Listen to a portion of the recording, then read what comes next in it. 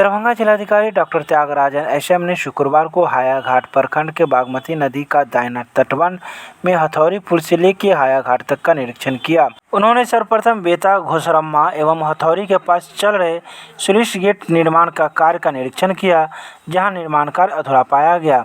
हथौड़ी के पास बन रहे स्लूइस गेट निरीक्षण के क्रम में संवेदक द्वारा बताया गया कि आज स्लूइस गेट के गेट लग जाएगा एवं निर्माण कार्य पूर्ण कर दिया जाएगा।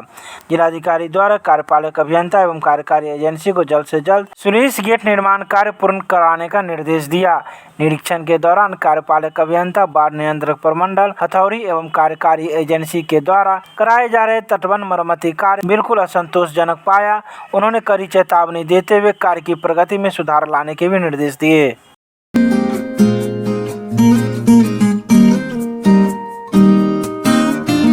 दरभंगा के लालबाग के पंसारी पेट्रोल पंप पर कांग्रेस सेवा दल के जिलाध्यक्ष जमाल हुसैन के द्वारा पेट्रोल डीजल के बढ़ते कीमतों पर किया गया प्रदर्शन के दौरान एक मोटरसाइकिल को एक ठेले पर रखकर पेट्रोल पंप के चारों तरफ घुमा और सरकार से मांग की कि जो पेट्रोल डीजल के दाम घटाए। वहीं जमाल हुसैन ने कहा कि दरभंगा में भी पेट्रोल डीजल के दाम शतकीय पारी छूने को है, जहां मोदी सरकार पहले सरकार बनने के दौरान कही थी कि जो हम महंगाई घटाएंगे, लेकिन वैसी सरकार के कार्यकाल में अब पेट्रोल डीजल के दाम 100 रुपये के पार होने वाले हैं। आखिर कहीं न कहीं यह सरकार की जनता को मूर्ख समझती है। पेट्रोल डीजल, फिलहाल तो पेट्रोल डीजल की लड़ाई हम लोग लड़ रहे हैं। मुद्दा तो बहुत है देश में, सरसों तेल है, रिफाइन है, खाने का सामान है, बहुत कुछ है, लेकिन फिलहाल हम लोग पेट्रोल डीजल पर मांग पर लेकर लड़ रहे हैं। और मोदी जी का आप मीडिया बंधुओं की तरफ से धन्यवाद देना चाहता हूँ, सतर्क मरवाने के लिए देश की आम जनता को पेट्रोल और डीजल के दाम पर। तो अफसोस इस बात का है कि जो सरकार 14 से पहले बड़े बड़े दावे करके आई थी, हम महंगाई कंट्रोल करेंगे, हम भ्रष्टाचार कंट्रोल करेंगे, हम गरीबों को आगे बढ़ाएंगे, ये तीनों मुद्दे पर मोदी जी कहाँ हैं, वो आप सबसे छुपा नहीं है। और जीडीपी की जो हालत है, आप विश्वास कीजिएगा कि 20 को जो गरीब देश का लिस्ट आया उसमें भारत का भी नाम आ गया। जो भारत 14 से पहले लोगों को सब मदद करता था, वो भारत अब नीचे आ गया। तो ये विकास का पैमाना, अगर मोदी जी का विकास का जब पैमाना है तो हमारा हाथ जोड़कर पूरी जनता निवेदन करती है, मोदी जी आप गुजराती वापस जाएं, इस देश को छोड़ दें। कितना खून निचोड़िएगा आप, जो लोगों का खून निचोड़ के निकाल रहे हैं पेट्रोल डीजल के नाम पर, सरसों तेल रिफाइन के नाम पर। तो हाथ जोड़कर निवेदन है, नहीं चाहिए ऐसा विकास। विकास का पैमाना आप अपने पास ही रखिए। क्या सवाल मेरा कटा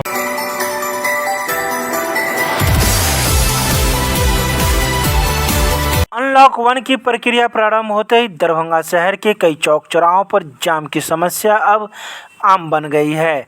बता दें कि शहर के मिर्जापुर चौक पर लंबी दूरी तक वाहनों का नज़ारा देखने को मिला, जहां कई घंटों तक इस चौक पर जाम की स्थिति बनी रही। मौजूद ट्रैफिक पुलिस के द्वारा लोगों को जाम से निजात दिलाने का प्रयास किया जा रहा था, लेकिन वाहनों की इतनी भारी भरकम बोझ शहर का यह चौक नहीं संभाल पा रहा है, जिससे आए दिन इस चौक पर जाम की स्थिति बनी रहती है। जैसे जैसे अनलॉक की प्रक्रिया ढीली होती जाएगी, वैसे वैसे दरभंगा शहर में अब जाम की समस्या आम बनती जाएगी।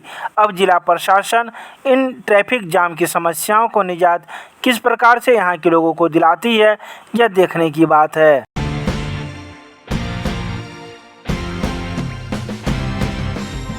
दरभंगा में राजद के राष्ट्रीय अध्यक्ष लालू प्रसाद यादव का 74वां जन्मदिन बड़े हर्षोल्लास एवं सादगीपूर्ण माहौल में मनाया गया। दरभंगा शहरी क्षेत्र से विधायक राजद उम्मीदवार रहे अमरनाथ गामी के द्वारा यह कार्यक्रम वार्ड नंबर 31 के महेशपट्टी भिगो में जाकर मनाया गया। यहाँ अल्पसंख्यक समाज के बच्चों के बीच जन्मदिन मनाने का काम किया गया।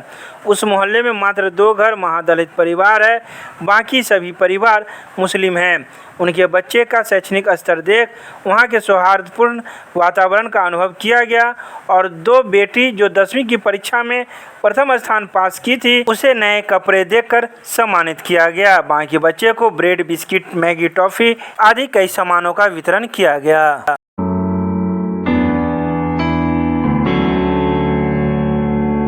अधिकार पार्टी लोकतांत्रिक के प्रदेश महासचिव प्रोफेसर गंगा प्रसाद यादव के निर्देश में दरभंगा जिला के केवटी प्रखंड के कोयला स्थान प्राथमिक उप स्वास्थ्य केंद्र पर बदहाल स्वास्थ्य व्यवस्था को लेकर धरना प्रदर्शन किया गया। इसका नेतृत्व मोहम्मद एहसान एवं गौराबोराम के पूर्व विधानसभा प्रत्याशी विशंबर यादव ने संयुक्त रूप से किया। प्रोफेसर गंगा प्रसाद यादव ने शोक प्रकट करते हुए कहा कि स्वास्थ्य विभाग की कुव्यवस्था और खराब एम्बुलेंस के कारण कोयला स्थान रोड में पिछले दिनों 2 लोगों की अकाल मृत्यु हो गई, जिसका पूर्ण रूपेण जिम्मेदार स्वास्थ्य मंत्री मंगल पांडे है।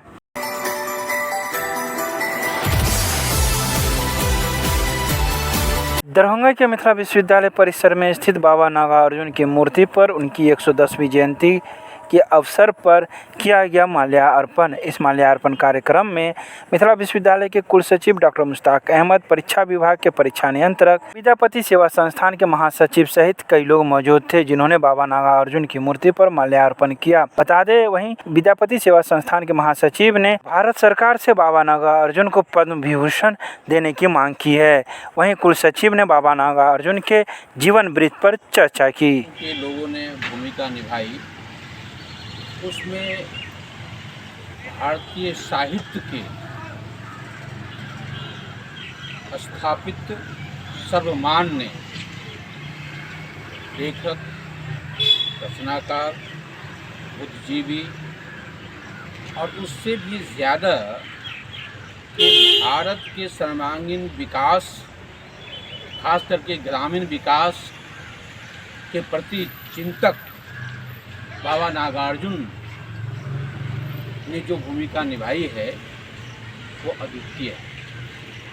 बाबा ने केवल साहित्य सृजन नहीं किया, बल्कि मानवीय समाज की पीड़ा की समाप्ति के लिए वो जीवन भर प्रयत्नशील रहे, एक लेखक के रूप में भी और जन जागरण के रूप में, प्रणेता के रूप में। क्योंकि बाबा केवल घरों में बैठ के लिखते नहीं थे, बाबा मंचों से भी, सार्वजनिक जीवन में भी, गोष्ठी में भी वही बात कहते थे जो बात वो अपनी लेखनी में विभिन्न इसमें देखते थे। उनके नागार्जुन के आई 111 में, बल्कि 12वीं कहूँ से जन्म तिथि छन से विद्यापति सेवा संस्थान द्वारा हिनकर मूर्ति लगायल छन। विश्वविद्यालय के सब तरह समर्थन और विश्वविद्यालय के सब पदाधिकारी मौजूद छल। हमरा लोग विश्व जन कवि नागार्जुन के अपना तरफ से और संस्थान के तरफ से, मिथिला के तरफ से हुनका श्रद्धा सुमन अर्पित करै छै और संगे मांग करै छियै भारत सरकार से जे पद्मश्री, पद्मभूषण, मिथिला रत्न हुनका प्रदान कयल जाय। यह हमरा सबके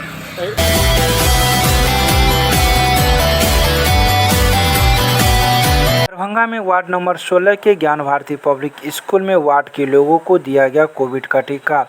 कोविड टीका का नेतृत्व स्वयं वार्ड पार्षद सोहन यादव के द्वारा किया जा रहा था, जहां लोगों को यह टीका दिया जा रहा था। वहीं कोविड टीका देने से एक दिन पहले ही आंगनवाड़ी सेविका, सहायिका, विकास मित्र एवं वार्ड पार्षद के द्वारा पूरे वार्डों में घूम कर लोगों को कोविड टीका के लिए जागरूक किया गया।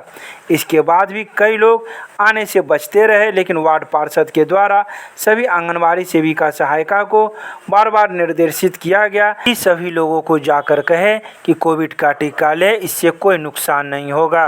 वहीं वार्ड पार्षद सोहन यादव ने कहा कि हम लोग पूरा प्रयास कर रहे हैं कि मेरे वार्ड के सभी लोग कोविड का टीका लें, क्योंकि इस टीका केंद्र पर सिर्फ 45 वर्ष से ऊपर के ही लोगों को टीका दिया जा रहा है। ये लक्ष्मी सागर वार्ड नंबर 16 है और हम लोग यहाँ भी ज्ञान भारती स्कूल में हैं। यहाँ टीकाकरण का अभियान चल रहा है, लोग आ रहे हैं, टीकाकरण चल रहा है और यहाँ पर जो है सोशल डिस्टेंसिंग के चलते हम लोग यहाँ पर मनुष्य उसको मेंटेन किए हुए हैं और हर जगह दूरी बनाते हुए एक एक करके हम लोग टीकाकरण करवा रहे हैं। नहीं, इसमें हमारे जो आंगनबाड़ी सेविका हैं, हमारे जो विकास मित्र हैं, हमारे जो ये तहसीलदार हैं, हमारे जो जिम्मेदार हैं और हम लोग खुद और मोहल्लावासी सब मिलकर लोगों को ये जागरूक कर रहे हैं कि इसमें जो भी भ्रांतियाँ लोगों को समझ में आ रही है, ऐसी कोई बात नहीं है। कोविड-19 सभी की सुरक्षा के लिए है, समाज सुरक्षा के लिए है ये जनहित में है, इसको लगाइए, इसका कोई साइड इफेक्ट नहीं है। ये हम हर घर जाके ये चीज़ को जानकारी दिए हैं और हम लोग इस भरसक प्रयास कर रहे हैं। और अभी हम लोग सब घूम के आए हैं, सब लोग बता के आए हैं और लोग आ रहे हैं, लोग आश्वस्त हैं और टीकाकरण का अभियान चल रहा है।